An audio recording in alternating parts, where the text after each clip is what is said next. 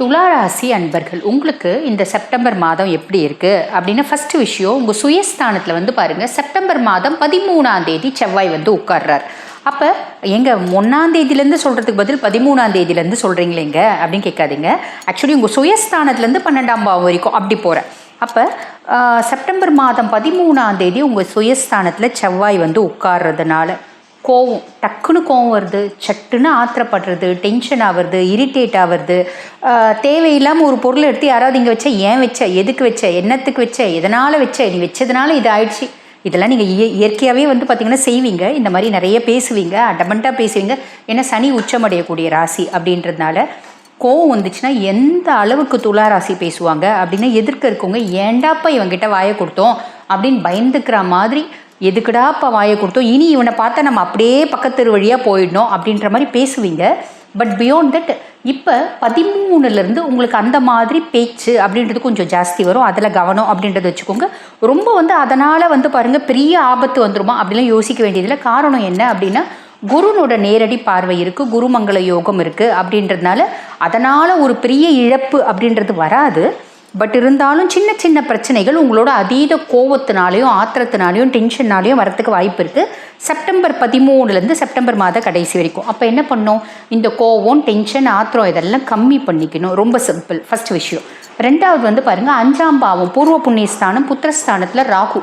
பொதுவாக பூர்வ புண்ணியஸ்தானம் புத்திரஸ்தானத்தில் ராகு இருக்காரு அப்படின்னும் போது நம்மளோட பூர்வீக சொத்து பத்து இருக்குன்னா அது நம்மளுக்கு வராது, உண்மைதான்.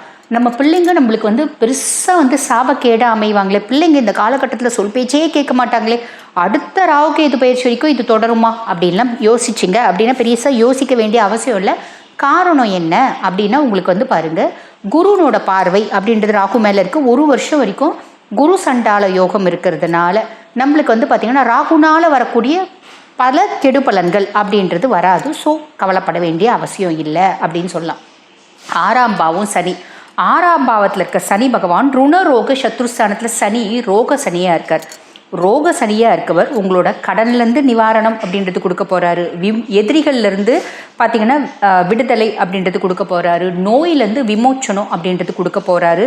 எல்லா விதத்துலேயும் உங்களுக்கு நற்பலன்களை கொடுக்க போகிறாரு அப்படின்னு நீங்களே சொல்லியிருக்கீங்க. உங்களோட பதிவே நாங்கள் பார்த்துருக்கோமா அப்படின்னா உண்மைதான். இப்பயும் அதை தான் சொல்கிறேன். ரோகசனி எல்லா விதத்துலேயும் உங்களுக்கு நற்பலன்கள் அப்படின்றது கொடுக்க போகிறாரு. அவர் இப்போ வக்ரகதி அடைஞ்சிருக்காரேம்மா அப்படின்னா ஆமாம், நவம்பர் மாதம் 27ஆம் தேதி வரைக்கும் வக்ரகதி அடைஞ்சிருக்கார். நவம்பர் 27 பின்னாடி அவர் வக்ர நிவர்த்தி அடைகிறார். வக்ர நிவர்த்தி அடைஞ்சு இந்த கடன், எதிரி, நோய் இதுலேருந்து பார்த்திங்கன்னா ஒரு பெரிய விமோச்சனம் அப்படின்றது சாலிடாக உங்களுக்கு கொடுக்க தான் போகிறாரு. கவலைப்பட வேண்டிய அவசியம் இல்லை. இப்போ வக்ரகதி அடைஞ்சிருக்க காலகட்டத்தில் ஏதோ சனியினால் நல்ல பலன்கள் அப்படின்றது இருக்கா அப்படின்னா, சனி வந்து பாருங்கள் உங்களுக்கு லார்ட் ஆஃப் 4 and 5, அதாவது சுக தாயார் ஸ்தானத்துக்கும் அவன் தான் அதிபன். அதே மாதிரி பூர்வ புண்ணியஸ்தானம் புத்திரஸ்தானத்துக்கும் அவன் தான் அதிபன். எனக்கு என்னோடய கம்ஃபர்ட் குறித்து நிறைய ஆழ்மனது ஆசைகள் இருக்குது. நான் வந்து பாருங்கள் டெய்லி பைக்கில் லோன்னு 60 கிலோமீட்டர் ட்ராவல் பண்ணி வேலைக்கு போகிறேன். அழகாக ஒரு கம்ஃபர்ட்டாக ஒரு கார் இருந்தால் நல்லாயிருக்கும்னு நினைக்கிறேன். அந்த கார்லேயும் ஒரு பெரிய வண்டியாக இருந்தால் நல்லா இருக்கும்னு நினைக்கிறேன். அந்த கார்லேயும் ஒரு ஐஃபையான காராக இருந்தால் நல்லா இருக்கும்னு நினைக்கிறேன். எங்கள் அம்மா எனக்கு தாங்குன்னு தாங்கணும்னு ஆசைப்படுறேன். திருமணத்துக்கு முன்னாடி வரைக்கும் எங்கள் அம்மா அப்படி தான் தாங்கியிருந்தாங்க. எனக்கு கல்யாணம் ஆச்சு, மனைவின்னு ஒருத்தி வந்தால் அப்போ எங்கள் அம்மா என்னை தாங்கிறது அப்படின்றது குறைஞ்சி போச்சு. அப்போ பழையபடியே எங்கள் அம்மா எனக்கு இருக்கணும் அப்படின்னு ஆசைப்படுறேன். எனக்கு பூர்வீக சொத்துல வந்து பாருங்கள் பங்கு நிறைய வர வேண்டியிருக்கு. அந்த பங்கு எனக்கு கம்மியாக கொடுத்துட்டாங்க. மீதி வர வேண்டிய பங்கும் நியாயமாக எனக்கு வந்து சேரணும்னு ஆசைப்படுறேன். பூர்வீக சொத்தோ ஒரு வீடு வந்துச்சு, அது வியாபாரமே ஆக மாட்டேங்குது. அது வியாபாரம் ஆனால் நல்லா இருக்கும்னு ஆசைப்படுறேன். என் குழந்தை நான் சொல்கிறதுக்கு முன்னாடி அப்பா நீ சொல்லுப்பா, உன் பேச்சை நான் கேட்குறேன்ப்பா, அம்மா நீ சொல்லுமா, நீ என்ன சொல்கிறியோ நான் செய்கிறேம்மா அப்படின்னு பேசணும்னு ஆசைப்படுறேன். என் குழந்தை என் மேலே பாசமாக இருக்கணும்னு ஆசைப்படுறேன். என் பிள்ளை எனக்கு வந்து பாருங்கள் ஒரு அசிங்கத்தையும் அவமானத்தையும் சேர்த்து வைக்கக்கூடிய பிள்ளையாக இருக்கக்கூடாது. மாறா என் பிள்ளையினால் எனக்கு நல்ல பேர் வரணும் அப்படின்னு ஆசைப்படுறேன். இப்படி பல ஆசைகள் உங்களுக்கு 4ஆம் பாவம் குறித்து 5ஆம் பாவம் குறித்து 1000 ஆசை இருக்குது அப்படின்னா, சனி இந்த வக்ரகதி அடைஞ்சிருக்க காலகட்டத்தில் அந்த 1000 ஆசையில் 1-2 ஃபுல்ஃபில் பண்ணி வைப்பார், நிறைவேற்றி வைப்பார். இது ஒரு பெரிய ப்ளஸ் இல்லைங்களா? அதுக்கப்புறம் வந்து பாருங்கள் பாக்கியஸ்தானத்தில் குரு, 9ஆம் பாவம் பாக்கியஸ்தானம் அதிர்ஷ்டஸ்தானம் அப்படிம்பாங்க. அப்போ குரு பாக்கிய குருவாக வரார். குரு பாக்கிய குருவாக வராரு அப்படின் போது எல்லா விதத்துலேயும் குட் லக், ஃபார்ச்சூன், பாக்கியம், அதிர்ஷ்டம் அப்படின்றத குரு ஏற்படுத்துவாருங்க.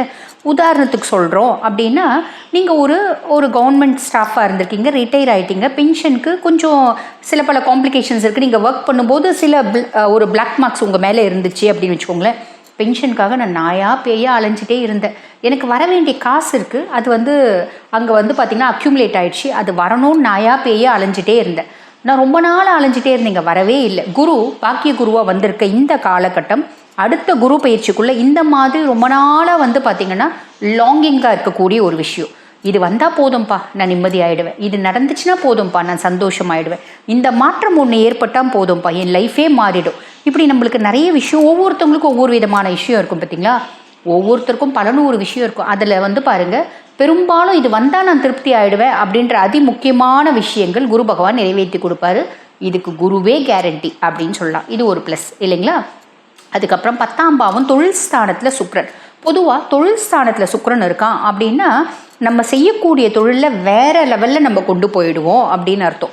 அதாவது நான் சாதாரணமாக ஒரு யூடியூப் வச்சு நடத்துகிறேன், நான் இப்போ தான் புதுசாக ஆரம்பிச்சிருக்கேன். இந்த தொழில் ஸ்தான சுக்கிரன் என்ன பண்ணுவான் அப்படின்னா, நம்ம வீடியோஸ் போடுவோம், சாதாரணமாக போட்டிருப்போம், அந்த வீடியோஸே மில்லியன்ஸாக போயிட்டு ஏகப்பட்ட சப்ஸ்கிரைபர் கொஞ்ச நாள்லேயே நம்ம யூடியூப் பார்த்திங்கன்னா பெரிய ஃபேமஸ் லெவலில் வந்துடும். அந்த மாதிரி இது ஒரு சின்ன எக்ஸாம்பிள் சொன்னேன். இந்த மாதிரி நீங்கள் எந்த தொழில் செய்கிறீங்க அப்படின்னாலும் அந்த தொழில் பாருங்கள் சட்டுன்னு வளர்கிறதுக்கு சுக்கிரனை ஹெல்ப் பண்ணுவான் அப்படின்னு சொல்லலாம். இவன் செப்டம்பர் மாதம் 14ஆம் தேதி வரைக்கும் தொழில் ஸ்தானத்தில் இருக்கான். அப்போ செப்டம்பர் மாதம் 14ஆம் தேதி வரைக்கும் உங்கள் தொழிலில் ஒரு மேன்மை, ஒரு முன்னேற்றம், ஒரு அப்லிஃப்ட்மெண்ட், ஏதோ ஒரு விதத்தில் ஒரு நல்லது தொழில் சார்ந்து அப்படின்னு நடக்கும். அதுக்கப்புறம் செப்டம்பர் மாதம் 14ஆம் தேதி அவன் தொழில் ஸ்தானத்துலேருந்து மாறி லாபஸ்தானத்துக்கு வரான். லாபஸ்தானத்தில் வரக்கூடிய சுக்கிரன் நீங்கள் என்ன தொழில்னாலும் செய்யுங்க, அந்த தொழிலில் அபரிவிதமான லாபம் அப்படின்றத ஏற்படுத்துவோம். முக்கியமாக பெண்கள் சார்ந்த தொழில் இருக்குதுன்னு வச்சுக்கோங்களேன். பெண்கள் என்னென்ன விஷயம் யூஸ் பண்ணுறாங்க, அதாவது ட்ரெஸ் ஆனால் இருக்கட்டும், ஃபேஷன் ஜுவல்லரி ஆனால் இருக்கட்டும், செப்பல் ஆனால் இருக்கட்டும், இல்லை ஃபேன்சி ஐட்டம்ஸ் ஆனால் இருக்கட்டும், ஹேண்ட்பேக்ஸ் ஆனால் இருக்கட்டும், இந்த மாதிரி பெண்கள் சார்ந்து தொழில் செய்கிறவங்க, இந்த இயல் இசை நாடகத்துறையில் இருக்கவங்க, கலைத்துறையில் இருக்கவங்க, இவங்கெல்லாம் பாருங்கள் பயங்கரமாக அப்லிஃப்ட் ஆவாங்க அப்படின்னு சொல்ல. அவங்க சுய ஜாதகத்தில் தசை நல்லா இருக்குது, தசநாதன் நல்லா இருக்கானா அதை மட்டும் பார்த்துக்கோங்க. 10% ரிசல்ட் வரதுக்கு சொல்கிறேன். ஸோ லாபஸ்தானத்தில் இருக்க சுக்கிரன் நீங்கள் என்ன வேலை செய்கிறீங்க அப்படின்னாலும் அதில் அபரிவிதமான லாபத்தை அவன் ஏற்படுத்துவான். ஒரு சிலருக்கு அது பாருங்கள், உதாரணத்துக்கு சொல்கிறோம் அப்படின்னு ஒரு ஹாஸ்பிட்டல் வச்சுக்கோங்களேன். அந்த ஹாஸ்பிட்டலில் பார்த்திங்கன்னா இப்போ நீங்கள் துளாராசி, அந்த ஹாஸ்பிட்டலினோட ஓனர் டீனும் பார்த்திங்கன்னா துளாராசியாக இருப்பார், கம்பவுண்டரும் துளாராசியாக இருப்பார். அப்போ டீனுக்கு ஏற்படக்கூடிய அதே இம்ப்ரூவ்மெண்ட் கம்பவுண்டருக்கும் ஏற்படுமா? இல்லை, அவங்களோட வாழ்வாதாரத்தை பொறுத்து லாபம் அப்படின்றது வேறு விதத்தில் வரும் இல்லைங்களா. ஸோ அதை நீங்கள் பொருத்தி பார்த்துக்கோங்க. எல்லாருமே ஜாக்வார் கார் வாங்கிடுவீங்களா, எல்லாருமே பென்ஸ் வாங்கிடுவீங்களா? இல்லை, அவங்கவுங்க செய்யக்கூடிய தொழிலுக்கு ஏற்ற மாதிரி ஒரு இம்ப்ரூவ்மெண்ட், ஒரு லாபம், ஒரு முன்னேற்றம் அப்படின்றது வரும். இது ஒரு பெரிய ப்ளஸ்.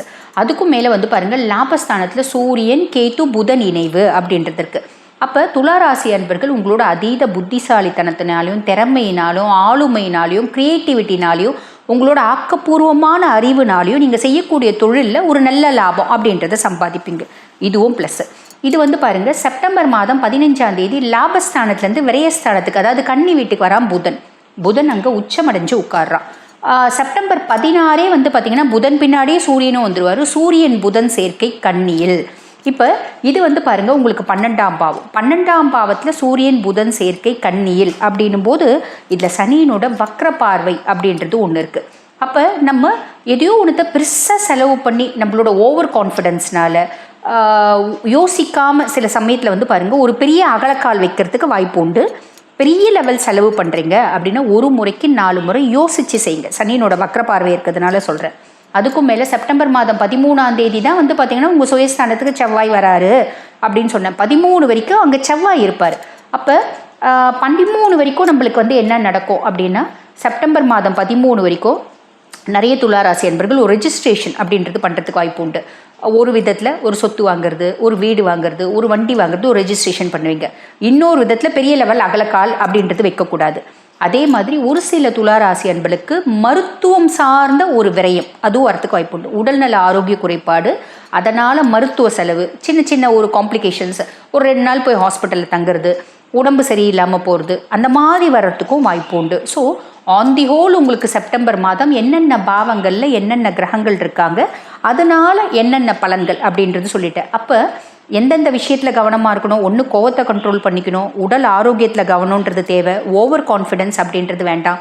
இந்த மூணுத்தையும் நீங்கள் கரெக்டாக ஸ்ட்ரிக்டாக ஃபாலோ பண்ணுறீங்க அப்படின்னா இந்த செப்டம்பர் மாதம் எப்படி இருக்கும் அப்படின்னா நல்லது நடக்கும், நல்லது மட்டுமே நடக்கும். வாழ்த்துக்கள். இப்போ நான் சொன்னது வந்து பார்த்தீங்கன்னா உங்கள் ராசிக்கான பொதுவான பலன். இந்த பொதுவான பலன் முழுசும் நடக்குமா? உங்கள் சுயஜாதகம் எடுத்துக்கோங்க, சுயஜாதகத்தில் என்ன தசை நடக்குதுன்னு பார்த்துக்கோங்க. தசநாதன் நல்ல பாவத்தில் இருக்கானா, அப்படி நல்ல பாவத்தில் இல்லை அப்படின்னா கூட குருனோட பார்வை இருக்கா, என்ன புத்தி இருக்குது, புத்திநாதன் நல்ல பாவத்தில் இருக்கானா, இதெல்லாம் நீங்கள் வெரிஃபை பண்ணிக்கிறீங்க அப்படின்னா 100% உங்களுக்கு என்ன பலன் வரப்போகுது நீங்களே தெரிஞ்சுக்கலாம். அதுக்கும் மேலே இல்லைங்க எங்களோட சுயஜாதகத்தை நாங்கள் ஒரு முறை அனலைஸ் பண்ணிக்கணும்னு விருப்பப்படுறோம், உங்ககிட்ட நாங்கள் வந்து பார்த்திங்கன்னா அனலைஸ் பண்ணணும், பேசணும் அப்படின்னு விருப்பப்பட்டீங்கன்னா நான் பேசிகிட்டு இருக்கும்போதே என்னோடய வாட்ஸ்அப் நம்பர் டிஸ்பிளேயில் கொடுத்துருப்பாங்க. அந்த வாட்ஸ்அப் நம்பருக்கு கால் பண்ணி அப்பாயின்மெண்ட் ஃபிக்ஸ் பண்ணி என்கிட்ட பேசிக்கலாம். கோயம்புத்தூர், மதுரை, திருச்சி, பெங்களூர் இங்கே இருக்கவங்களும் எங்களை நேரடி வந்து பார்த்து ஜோதிட ஆலோசனை பெறணும் அப்படின்னா நான் பேசிகிட்டு இருக்கும்போதே என்னோட வாட்ஸ்அப் நம்பர் டிஸ்பிளேயில் கொடுத்துருப்பாங்க. அந்த வாட்ஸ்அப் நம்பருக்கு கால் பண்ணி அப்பாயின்மெண்ட் ஃபிக்ஸ் பண்ணி என்கிட்ட நேரடியாக அந்தந்த ஊரில் வந்து சந்திக்கலாம். தேங்க்யூ.